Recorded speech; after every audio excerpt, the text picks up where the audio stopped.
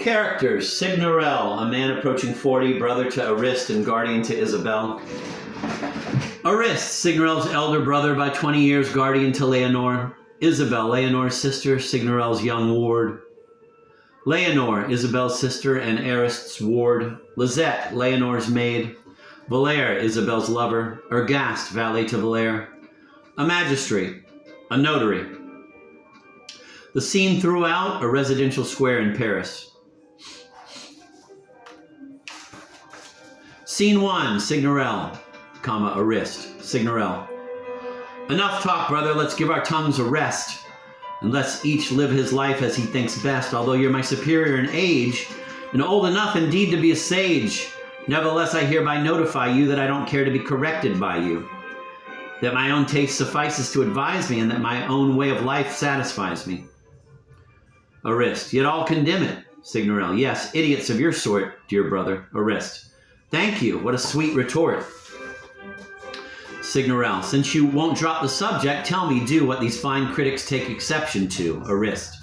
They blame that surly humor which makes you flee from all the pleasures of society and lends a sort of grim outlandishness to all you do, even to the way you dress. Signorel.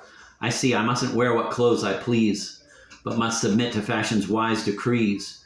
Do you propose by precept so bizarre, dear elder brother, for that is what you are? By 20 blessed years, I must confess, although of course it couldn't matter less. Do you propose, I say, to force me to adorn myself as your young dandies do, to wear those little hats which leave their brains, such as they are, exposed to winds and rains, and those immense blonde wigs which hide their features and make one doubt that they are human creatures, those tiny doublets cut off at armpit level, those collars hanging almost to the navel, those sleeves that drag through soups and gravy boats, and those huge breeches, loose as petticoats? Those small, bare-boned slippers too neat for words, which make them look like feather-footed birds, those rolls of lace they force their legs to wear, like the leg irons that slaves and captives bear, so that we see each fop and fashion plate walk like a pigeon with a waddling gait. You'd have me dressed like that? I note with loathing that you're attired in just such modish clothing. Arist. It's best at all times to observe convention and not by being odd attract attention, for all extremes offend and wise men teach themselves to deal with the fashion as with speech. Accepting calmly with no fuss or haste whatever changes usage has embraced, I'm far from recommending those whose passion is always to improve upon the fashion and who are filled with envy and dismay if someone else is more extreme than they. But it is bad on any ground to shun the norm and not to do the thing that's done. Better by far to join the foolish throng than stand alone and call the whole world wrong. Signorel.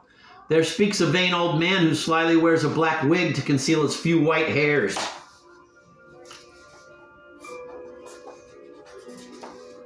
Arist. It's strange with what persistence and ill grace you throw my age forever in my face, and how incessantly I'm forced to hear you blame my style of dress and my good cheer. As if old age should bid all joys goodbye, thinking of nothing save that it must die, and doesn't look grotesque enough unless it's sour of mood and dismal in its dress. Signorel. However that may be, my firm intent is not to alter my habiliment. Despite the mode, I'll have a hat that's made to shield my head and give my eyes some shade, a fine long doublet which will wrap me round to warm my belly and keep digestion sound, breeches which fit me well in thighs and seat, and sturdy shoes which won't torment my feet. Thus did our forebears dress, and they were wise. Those I offend are free to shut their eyes.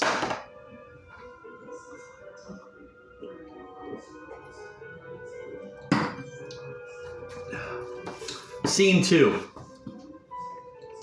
Leonore, Isabel, Lisette, Arist, and Signorel, talking unobserved at the front of the stage. Leonore to Isabel. Leonore to Isabel. I'll take the blame if he should make a scene. Lisette to Isabel. Shut in your lonely room all day? How mean, Isabel. He's like that, Leonore. Sister, I'm sorry for your plight. Lisette to Leonore. His brother and he are just like day and night. Madame, the fates were kind in giving you as guardian the sane one of the two. Isabel. I marvel that for one day he should fail to drag me with him or shut me in my jail. Lisette. I'd send him in a Spanish rough to Hades, if, Signorel. Lisette, having bumped into him. Where are you going, may I ask, young ladies? Leonore. We don't yet know, but since the weather's fair, I've asked my sister to take the air and Signorel to Leonore. You may go where you like, for all of me. Just run along, pointing to Lisette. She'll keep you company, to Isabel. But you, if you please, won't go on this excursion. Arist. Oh, brother, let them go. They need diversion. Signorel. Your servant, brother.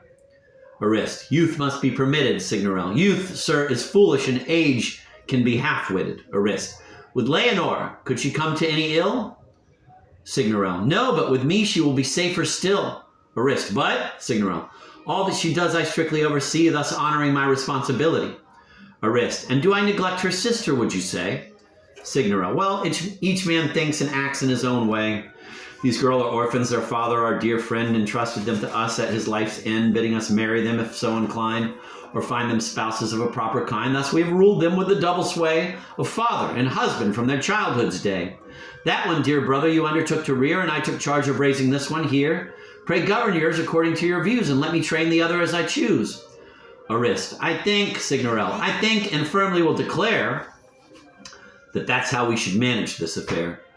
You let your charge be dashingly arrayed, so be it. She has a flunky and a maid. I'm quite content she idly gads about, and our young beaux are free to seek her out. All that is splendid, but my charge, be it known, she'll live by my desires and not her own. She'll dress in serge and simple browns and grays, and not wear black except on holidays. Like any prudent girl, she'll stay indoors and occupy herself with household chores. In leisure time, she'll mend my linen or make some knitted stockings for amusement's sake. She'll close her ears to young men's fancy talk and never go unguarded for a walk. The flesh is weak, as each day's gossip warns. If I can help it, I shall not wear horns. And since her destiny's to be my wife, I mean to guard her as I would my life. Isabel.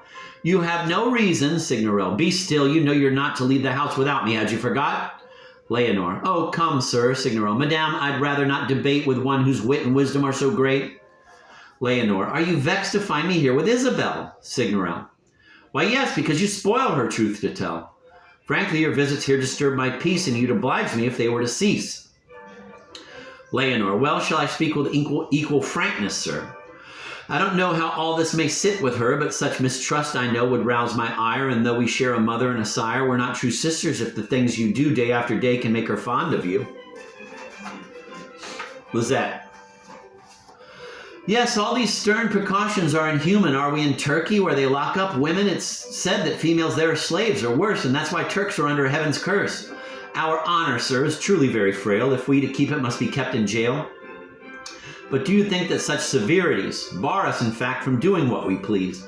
Or that when we're dead, set upon some plan, we can't run rings around the cleverest man? All these constraints are vain and ludicrous. The best course always is to trust in us. It's dangerous, sir, to underrate our gender. Our honor likes to be its own defender.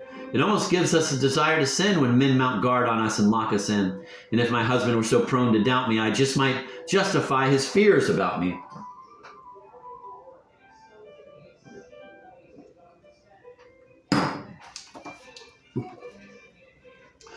Signorel to Arist. Well, teacher, there's what comes of what you teach. Do you not shudder hearing such a speech?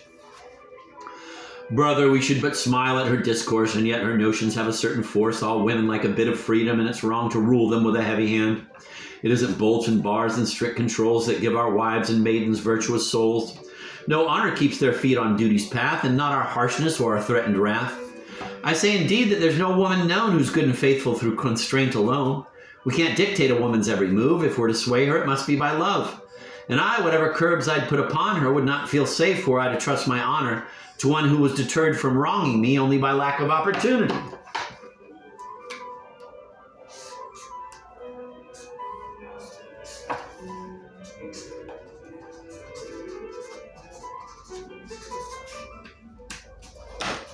Signorel. What drivel? Arist. As you like, but still I say that we should school the young in a pleasant way and chide them very gently when they've erred, lest virtue come to seem a hateful word. I've raised Leonore by maxims such as these. I've not made crimes of little liberties. To all her young desires I've given consent, of which, thank heaven, I've no cause to repent. I've let her see good company and go to balls and plays and every sort of show.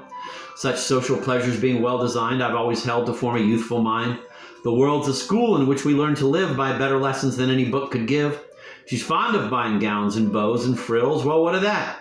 I give her what she wills, for gay attire's the thing she should permit. For gay attire's a thing we should permit young girls to enjoy if we can pay for it. She's pledged to wed me by her father's order, but I shall not be overbearing toward her.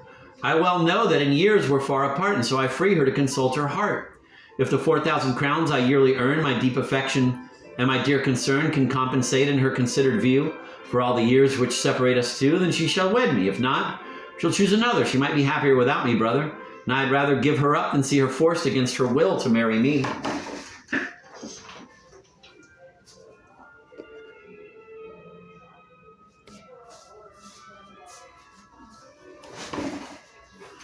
Signorel, how sweet he is, all sugar and spice, my, Arist. Well, that's my nature, thank the Lord, and I deplore the too strict training which has led so many children to wish their parents dead, Signorel. The more one lets the young run wild, the greater a task it is to discipline them later. You'll view her willful habits with misgiving when the time comes to change her mode of living, Arist. Why should I change it? Signorel, why? Arist, yes. Signorel, I don't know. Arist, is there any disgrace, do you think, in living so? Signorel, oh come, if you marry her, will you still allow the girlish freedoms you permit her now? Arist, why not? Signorel, then you'll indulge her, I suppose, in wearing ribbons, beauty spots, and bows? Arist, of course. Signorel, and let her madly run about to every ball or fashionable rout. Arist, quite so. Signorel, you'll receive young gallants in your house. Arist, why yes. Signorel, to make merry and amuse your spouse. Arist, indeed. Signorel, and they'll pay her flowery compliments. Arist, no doubt. Signorel, and you'll stand by at these events looking entirely unconcerned and cool. Arist, most certainly. Signorel, enough, you're an old fool, to Isabel. Go in, you mustn't hear such shameful rot. Arist, I'll trust my wife's fidelity and shall not do otherwise when married than now I do. Signorel, how I'll enjoy it when she cuckolds you. Arist, I don't know what the stars intend for me, but if they should deny you cuckoldry, it won't be your fault, for you've taken great pains to deserve that horny-headed state. Signorel, laugh on, my jester, it's wondrous to behold. A clown who's almost 60 winters old. Leonore, if he should wed me, I'd never make him bear the fate of which you speak, so that I'll swear, but were I forced to wear your wedding ring, I frankly couldn't promise anything, Lizette. We owe fidelity to them that trust us, but cheating folk like you is simple justice. Signorel, just hold your cursed ill-bred tongue, do you hear? Arist, you've brought this mockery on yourself, I fear. Farewell, do change your views and realize that locking up one's wife can be unwise. Brother, your servant. Signorel, I'm not your servant, brother, alone. Oh, but those three are made for one another. What a fine household. An aged maniac with foppish clothing on his creaking back. A girlish mistress who's a wild coquette. Impudent servants, wisdom herself would get. Nothing but headaches by attempting to correct the ways of that unbalanced crew, lest Isabel and their loose company should lose the sound ideas she's learned from me. I'll send her back where she'll be safe from harm, among the beans and turkeys of my farm.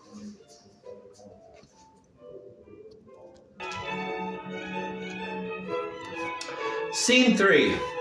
Moliere, Signorel, Ergast. Moliere at the rear of the stage. Ergast, look! There's that Argus I abhor, the guardian of the girl whom I adore. Signorel, thinking himself alone. It's altogether shocking, the decay of manners and of morals in our day. Moliere, I'm going to accost him if I can and strike up an acquaintance with the man. Signorel, thinking himself alone. Where are those standards, stern and absolute, which were the basis once of good repute? Our wild young folk indulge their every whim and won't. Moliere bows to Signorel from a distance. Moliere, he didn't see me bow to him. Ergast, maybe he's blind on this side. What do you say we walk around him? Signorel, thinking himself alone. I must end my stay. Life in this city only serves to rouse my worst. Moliere, approaching bit by bit. I must gain entrance to his house. Signorel, hearing a noise. Did I hear a voice? Thinking himself alone. In the country, praise the Lord, the follies of these times can be ignored. Ergast to Moliere. Go up to him. Signorel, once more hearing a noise. Eh? Hearing no further sound. My ears are ringing, I guess. Thinking himself alone. There, girls have simple pleasures, simple dress. He sees Moliere bowing to him. What's this? Ergast to Moliere. Get closer. Signorel, still staring at Moliere. There, no fops are seen. Moliere bows to him again. What the devil? He turns and sees Ergast bowing on the other side. Another? Such bowing, what does it mean? Moliere. Do I disrupt your thoughts, sir, by this greeting? Signorel. Perhaps. Moliere. Forgive me, but this happy meeting is such a privilege, such a pleasure Such a pleasure, too, I couldn't forgo this chance to speak with you. Signorelle. I see, Moliere, and to assure you that I stand entirely at your service, heart and hand. Signorelle. I'm sure of it, Moliere. It's my happiness to be your neighbor, for which I thank my destiny. Signorelle. Well put, Moliere. But now, sir, have you heard the new gossip at court? Some think it may be true. Signorelle. Does that concern me? Moliere. No, but in such a matter, folks sometimes like to hear the latest chatter. Shall you go see the lavish preparations for our new Dauphine's natal celebrations? Signorelle. If I like. Moliere. Ah, Paris affords us, you must own, 100 pleasures which elsewhere are unknown. The country offers nothing that compares. What are your pastimes, Signorelle? Tending to my affairs, Moliere.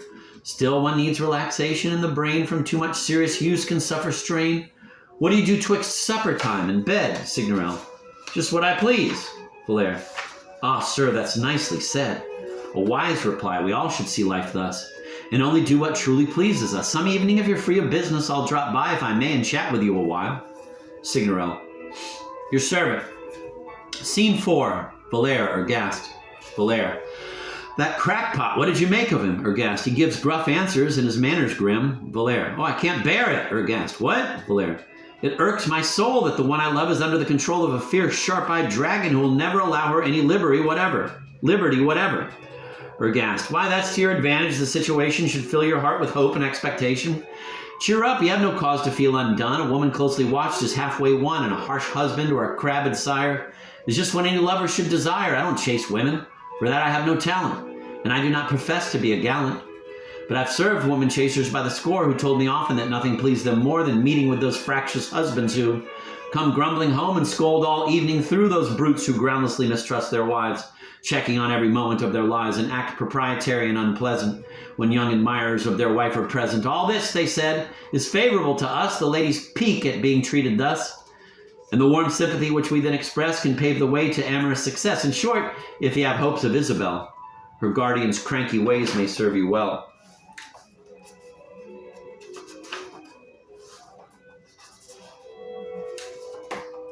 Moliere. But for 4 months I've been her worshipper and never had one chance to speak with her. Aghast. Love makes men clever, but it's not done much for you. In your place sighed Moliere. But what was there to do? She's never seen without the beast nearby. There are no servants in his house whom I could tempt with little gifts and thus obtain as helpers in my amorous campaign. Aghast. Then she doesn't know as yet of your devotion? Moliere. Well, as to that I have no certain notion. Whenever that barbarian's taken her out, she's seen me, for I've shadowed her about and sought by fervent glances to impart the raging passion that is in my heart. My eyes have spoken boldly, but how well she's understood their language, who can tell? Aghast. Such language can be hard to fathom when it's not interpreted by tongue or pen. Moliere. How can I end this anguishing ordeal and learn if she's aware of what I feel? Think of some stratagem. Aghast. That's what we must discover. Let's go inside a while and think it over.